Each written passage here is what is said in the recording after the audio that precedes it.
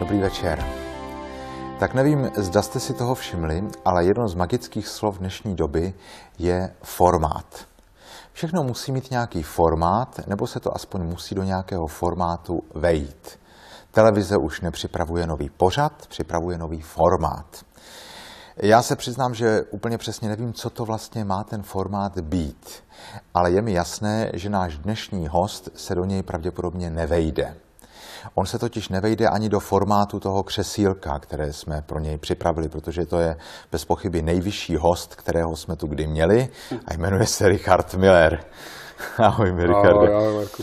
To je docela pro tebe charakteristické, že ty se do těch škatulek a do těch formátů nikdy nevejdeš, viď? Tak je to tak, no, aj keď priznám sa ti úprimne, aspoň by som sa rád vešiel do bežných bot a nohavíc a košelí a okuliarov a tak, vieš, aj v tom je problém. Z toho mám ešte väčšie nervy, ako z toho, že sa nevojdem do nejakých škatuliek. Jaký máš číslo bot? Medzi 13 a 14. A normálne v tých všetkých obchodoch to končí 11, vieš? To znamená, že musíš hľadať iné cesty. Byl jsi mimo formát už i jako kluk třeba ve škole? Bol. Jo? Áno, to si veľmi dôverne pamätám. Vieš, že niektoré reflexie máme zafixované v sebe. No to znamená, ja si presne pamätám obraz, keď sme vychádzali z prvej triedy toho 1. septembra, alebo koľkého to bolo, tak si pamätám, že som bol presne hlavu nad všetkými ostatnými spolužiakmi. Vidím proste ten pohľad, išiel som samozrejme posledný, lebo hneď som bol usadený do poslednej lavice. A takto vidím pred sebou tých malých a všetci plakali. A to mělo své výhody, ne? Malo to svoje výhody, ale nebolo ich veľa, sa ti priznám. Lebo veľmi, veľmi rýchlo sa mi vyprofiloval aj hlas. Takže vlastne to bolo vždycky také, vošla tá učiteľka do triedy a prvé, čo videla, bol Miller. A v podstate prvé, čo počula, bol Miller. Vieš, takže ja som bol vlastne vždycky na rane od útleho detstva. Když se na tebe dívám, tak se ti musím přiznat, že mám takový osobní sport tady na plovárně, že vždycky sedím doma a říkám si, v čem tak asi ten host přijde oblečený. A snažím se trefit zhruba do stejného stylu. A vidím, že jsem to trochu přehnal dneska. Jak by řekl můj milý soused z domu Jirka Bartoška, tak by řekl, že vypadáme jak recitační soubor Jirásek. To tak vypadá. No, lidi tě vnímají jako zpěváka většinou. Živím sa tým, no. No ale prosím tě, co ty si vlastně studoval za školu? Ja som študoval Vysokú školu muzických umení a presne sa ten odbor volá filmová, televízna dramaturgia a scenaristika. A to bolo vlastne veľmi jednoduché, lebo zasadla rodinná rada a teraz sme tak nejak všetci spoločne, bez toho, aby sme čo i len slovo utrusili, otec, mama a ja, sme si tak povedali, že potom gymnáziu asi pôjdem na umeleckú školu. A tak boli asi 3 alebo 4 možnosti. A to bolo herectvo, čo som absolútne z duše nenávidel, pochopiteľne. Čo mi môj otec povedal, že v prípade, že budem herec, tak mi doláme ruky, čoho som sa tiež trošku obával, lebo niektoré veci myslel vážne.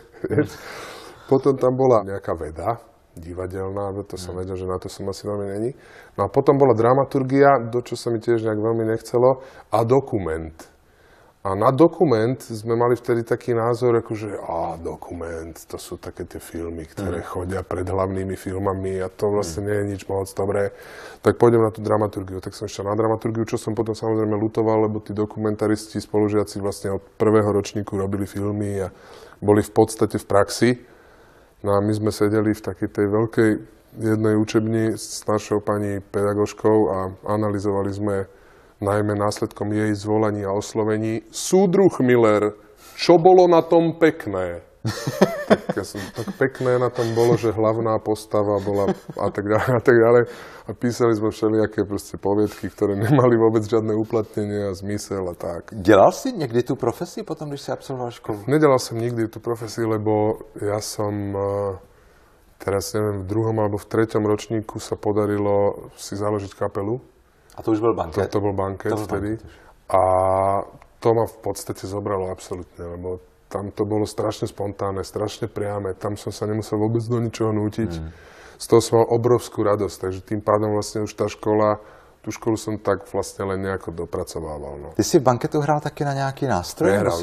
Spíval jenom? Nehral. Ja som od 6 rokov chodil na klarinet. Lebo to zase rodinná rada zasadla a rozhodli sa, že keďže sme vlastne nonkonformná rodina, tak je nezmysel, aby som chodil na gitaru, lebo to chodí vlastne každý. Je úplný nezmysel, aby som chodil na klavír, lebo to chodí každý. Obidva nástroje by mi dnes boli fantasticky pomohli, vieš. Ale veľmi pekný nástroj, Richard, je klarinet. No a teraz si vieš predstaviť, Marku, tú hanbu. Lebo ja som proste chodieval s tým kufríkom, som chodieval po tom sídlisku a všetci kamaráti, ktorí mali niečo spoločné s muzikou, joj, to je ten dechovkář. A takto to fungovalo, vieš. Je pravda, že mal som tú veľkú výhodu, že lebo som bol strašne veľký. V prvom ročníku som bol talent.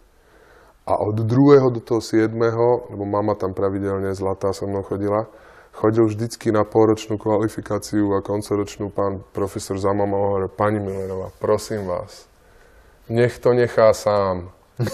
Veď ja ho nemôžem vyhodiť, veď ja vám to nemôžem spraviť. No takže takto to dopadlo. A teraz znovu začínam si na to tak trošku chvíľami hrať. Lebo už je to zase o něčem jiném. No. Tvůj první velký hit, aspoň který já jsem zaregistroval, byl Po schodoch, že? Nenávidíš tu píseň? To je správná otázka.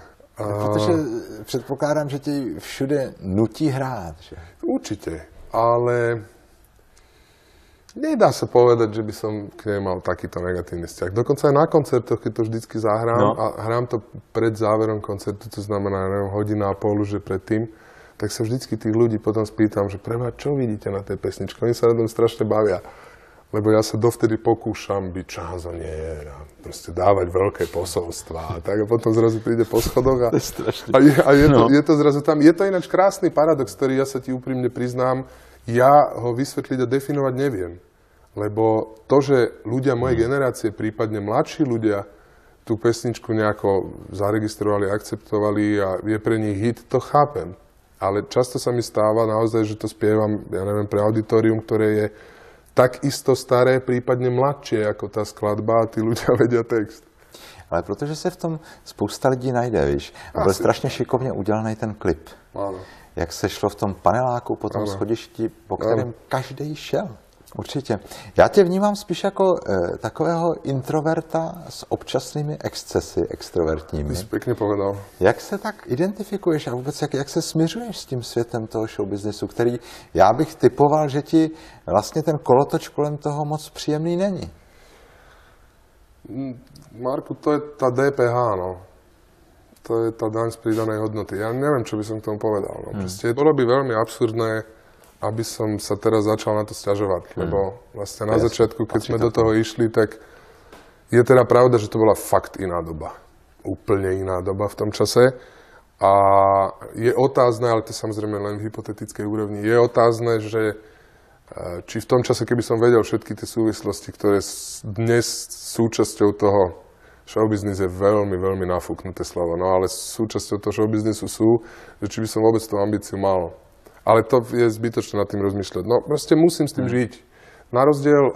Napríklad na rozdiel od drvivej väčšiny mojich kolegov, ja som fakt neprehliadnutelný. To znamená, že ja sa tomu vyhnúť nemôžem, aj keby som chcel. Mám kolegov, ktorí sú určite podstatne slávnejší, krajší a neviem, akí ako ja. A dá sa to vyriešiť veľkými tmavými okuliarmi a čiapkou so šiltom, vieš, zaborenou do očí a je to v poriadku. Je to vlastne anonymný človek. U mňa to neexistuje. No. Ja kdekoľvek sa pohnem, tak som tam. Ale nič sa nedá robiť. No. Dokonca by sa to asi ani nedalo nejak rýchlo zmeniť. Vieš, že keby som sa rozhodol, že s tým praštím, čo už som rozmýšľal mnohokrát v svojom čase, tak ešte asi veľmi dlhý čas by ľudia mali zafixované. Jo. Jsou muzikanti, kteří rádi točí desky a neradi koncertujou. A někteří to zase preferují opačně. Řadil by ses k některému z těch typů? Je to tak aj tak. To záleží podľa období v živote, aj profesionálnych, aj ľudských, ktoré mám za sebou. Niekedy som bol strašne šťastný, keď sme boli zavretí v štúdiu, robili dosky. Niekedy som mal zase takéto obdobie navonok, otvorené, kedy som zase strašne rád chodil po koncertoch a bavilo ma všetko okolo toho a taká tá neuveriteľná sloboda, ktorá vlastne tam vtedy je, lebo človek si odohrá ten koncert a ďalších 22 hodín si môže robiť v dotyčnom meste, čo chce. Generalizovať by som to nemohol, ale v každom prípade ja mám sa priznám vôbec na veciach, ktoré robím, úplne najradšej takú tú finálnu postprodukciu. To takisto možno svedčí niečo o tom introvertovi. Ako pokiaľ sa tá platňa robí, tak dobre, sú nejaké nervy. Samozrejme, najhoršie štádium je, keď idem spievať.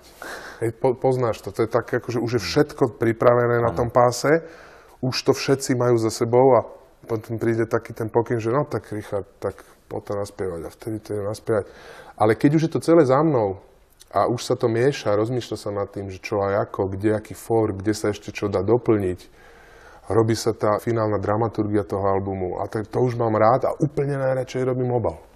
Z toho mám strašnú radosť, lebo to vlastne sedím vedľa priateľa, ktorý mu to dokonale funguje technicky a v prstoch a vie vlastne zhmotniť moje predstavy o tom.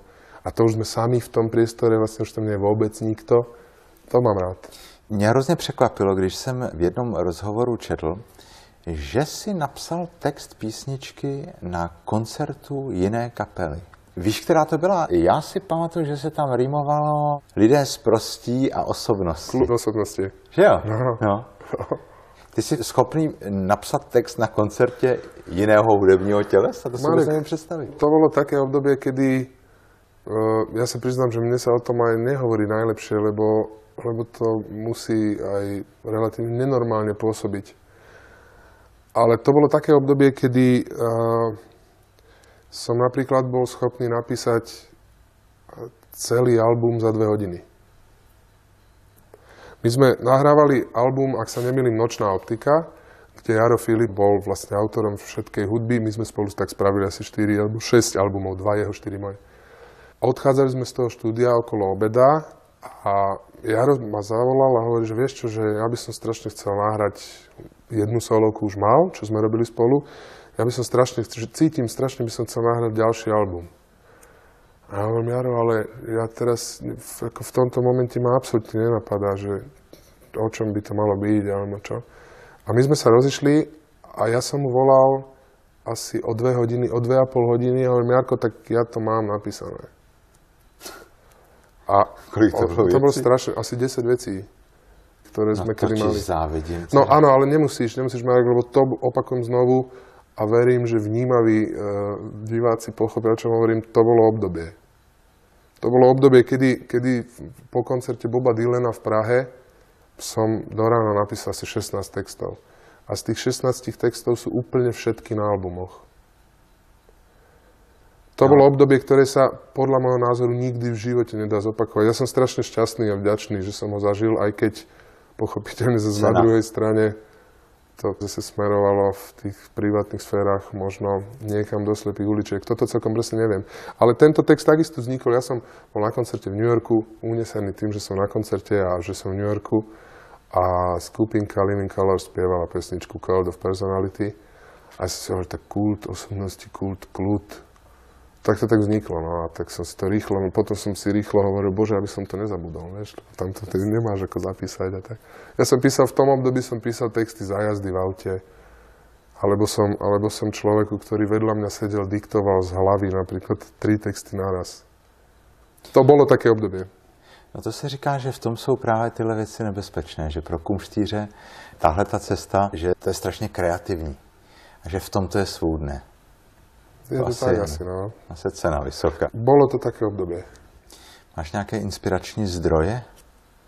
Je blbá otázka, ale tak říkám si, že občas člověk, když je zaloví v genezi vlastních písniček, takže většinou zjistí, že jednu každou psal na nějaký konkrétní podnět. U mňa to tak je. Už si nejak veľmi dôsledne nepamätám všetky, ale vždy to bol taký nejaký impuls, ktorý dokonca sám pre seba, keď som sa snažil si nejako verbálne definovať, tak sa ukázalo, že to neviem. Často. Niekedy to bolo jednoznačné. Hej? To znamená, ja neviem, prišla informácia, že na študentskom internáte na Mlynoch dnes večer tajne z nejakej okopírovanej videokazety budeme pozerať film Amadeus. Hej? Tak som prišiel tam a pozrel som si na takom preskakujúcom obraze, na také malej obrazovke Amadea. A bol som tak uveličený celý tým, že som si napísal okamžite 10 minút potom text Salieri. Takéto akože priame inšpirácie ako boli x-krát, ale často to prišlo len tak. Keďže som nikdy nebol ten typ autora, ktorý sadne za stôl a píše, a keďže to prichádzalo tak, ako hovorím, všelijako, tak nie, že by som bol v poslednom čase nervózny. Ale mám pocit, že znovu, že v mojom prípade by proste nepomohlo sadnúť na prázdny papier a začať. Aj keď teda priznám sa, že v mojom prípade koeficient lenivosti je hodne veľký. No. Jsi líný člověk? Strašne som jeden z najlínejších ľudí vôbec. Podědil jsi to po někom v rodině? No, obávam sa, že ani nie. Ne. Táta byl takový pracant, ne? No, a aj keď náhodou, že sa mu nechcelo nejak pracovať, tak vždycky bol geniálny organizátor. To znamená, vždycky existovalo kopu ľudí, ktorých vedel motivovať k práci. Líbila se mu tvoja muzika? On nikdy nebol na koncerte. Nebyl nikdy. My sme žiaľ mali v tom čase také nenajlepšie obdobie, ktoré už bohužiaľ sa potom ani nikdy nenapravilo. Tak je život, žiaľ.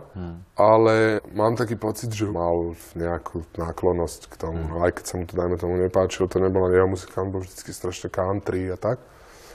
A ja som bol predsa len vtedy klávesové nástroje a všelijaké pózy. Takže nemyslím, že by som robil muziku pre ňo, ale asi mi fandil. No. Baví tě překvapovat lidi, když jsme mluvili o těch pózách? Na koncertech třeba? Převleky nebo... Používáš to? Svojho času možno sem tam sa niečo také vyskytlo, ale teraz je toho stále menej. A neviem si vysvetliť, že či to súvisí s tou lenivosťou, alebo je to o niečom inom. Ale mám fakt, chvíľami mám naozaj taký pocit, že v prípade, že tých ľudí máš zaujať tým, ako si oblečený dobre, alebo tým, ako tam proste meníš nejaké prevleky, tak to možno ani nemám ambíciu ich zaujať. No. Občas se stane, že se na koncertě najde divák, který zlobí, který třeba zasahuje, když je napitý do toho koncertu nebo něco vykřikuje.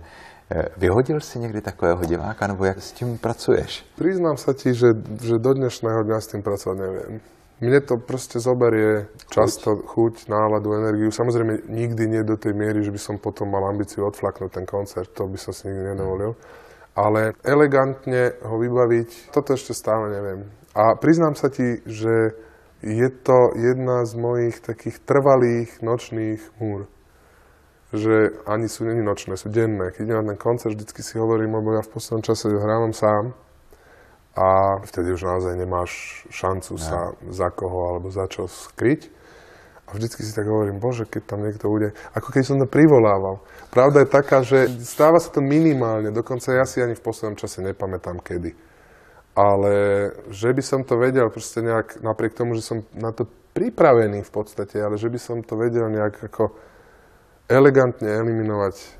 Tvoje spolupráce s Petrem Habkou a Michalem Horáčkem přinesla nevídané množství hitů. Nevadilo ti zpívat v češtině? Naopak, ja som mal z toho obrovskú radosť. A mám. Ja mám z toho strašnú radosť. Ja som sa až po svojom českom albume, ako úplne, ale absolútne naivný jelimánek, od niekoho z branže dozvedel, že je počuť, že mám prízvuk. Ja som normálne dotknutý. Ja mám prízvuk? Vy počujete, že ja som... No jasne, že to slyšíme, vždy to všichni slyšíme, my to máme rádi, to nevadí. Fakt? Tak som začal analyzovať a začal som sa učiť a tak, akože aby bolo lepšie a tak. Ale ja som s tým nikdy nemal ani najmenší problém. Ja som vždy tvrdil a tvrdím, že samozrejme so slovenčinou pracujem s obrovskou radosťou, lebo je to proste môj rodný jazyk a keď po väčšine si tie texty píšem, tak sa teším z toho, že čo tam vzniklo a tak. Ale tá čeština, keď nič iné, tak to, že vlastne môžeš pracovať v podstate oficiálne, dá sa povedať, so slangom, je úžasné. Lebo to u nás nie je možné. Bratislavský slang neexistuje? Existuje, určite existuje, ale neviem si predstaviť a dokonca ani nikoho nepoznám s výnimkou, dajme tomu, ja neviem, fakt nejakej recesistickej kapely alebo interpreta, že by sa to dalo použiť do normálnej pesničky. V písni Srdce jako kníže Rohan používáš všechny ty možné karetní výrazy, které ti tam Michal Horáček napsal. Když jsem to slyšel poprvé, tak jsem vůbec nevěděl, která bije. No to tak je. Že? No jasné. Hrál jsi někdy karty o peníze? No jasné, ako v súdzbi dieťa, no. Ale naozaj nikdy. Profesionální hantýrka. Vysvětlil ti to Michal? No, pochopiteľne, čo ja som dostal ten text, nerozumel som tak ako ty a drvivá väčšina občanov ničomu. To mňa práve fascinuje, Marko, vieš, že vlastne vznikol jeden, naozaj odvážujem sa sebavedomo tvrdiť, fakt veľký federálny hit lebo v Čechách to zabralo veľmi a na Slovensku takisto veľmi. A odvážim sa tvrdiť, že v rámci dejín modernej československej pop music je to jediná skladba, kde drvivá väčšina národa nerozumie drvivej väčšine textu. No. Je to paradox, je to naozaj paradox, lebo môže to pôsobiť tak, presne aj to je pravda, že vlastne tá pesnička, kde ja nerozumiem všetkým slovám, ktoré sa tam nachádzajú, a to teda v prípade speváka ako nie je najlepšie renomé. Ale myslím, že to je běžné zcela. No, možno áno, ale ja som dával vždycky pozor na to, aby som vedel, čo spievam, ale v prípade tohto je mi to jasné, lebo ja som v zásade pochopil, tak ako predpokladám väčšina ľudí, globálne zmysel, význam toho textu a tým pádom už potom analyzovať, že či Kobera je beat, kde sa práve hrá partia alebo nie. To už som nepovažoval za tak dôležité. Máš nějakou představu o tom, jak bude vypadat tvoje stáří? No tak dôležité je, že či ho dožijem. Vieš, toto je vždycky tá zásadná otázka. Priznám sa, že v tomto období, v týchto niekoľkých pár rokov, ktoré prežívam, nie som si celkom istý, že či viem, ako vyzerá moja reálna dnešná skutočnosť. To znamená, ako bude vyzerať to stáří, to vlastně nevím, ako to bude. Co ti dělá radost teď třeba v těchto dnech? Je něco, co tě těší? Asi najväčšiu radosť mi dělají děti, no. Myslím, že to úplně stačí. No hovorím, že nepoviem vôbec nič originálne a zaujímavé. Myslím, že nemusí být věci zrovna originální a zajímavé, že stačí, když jsou pravdivé. Tak. Richarde, děkuji moc, že jsme se tu mohli takhle sejít. Ja som strašne rád. Ja som si len dovolil, ak by ti to nevadilo, ja som ti prinesol darček, že keby si mal niekedy na plavárni nejaký problém, tak plávacia no to je moc hezký. No, tak od kolegy teda to potěší. Tak myslíš, že by mě to uneslo? Ty to najmä nepotrebuješ. Děkuji moc. Tak dnes byl naším hostem Richard Miller.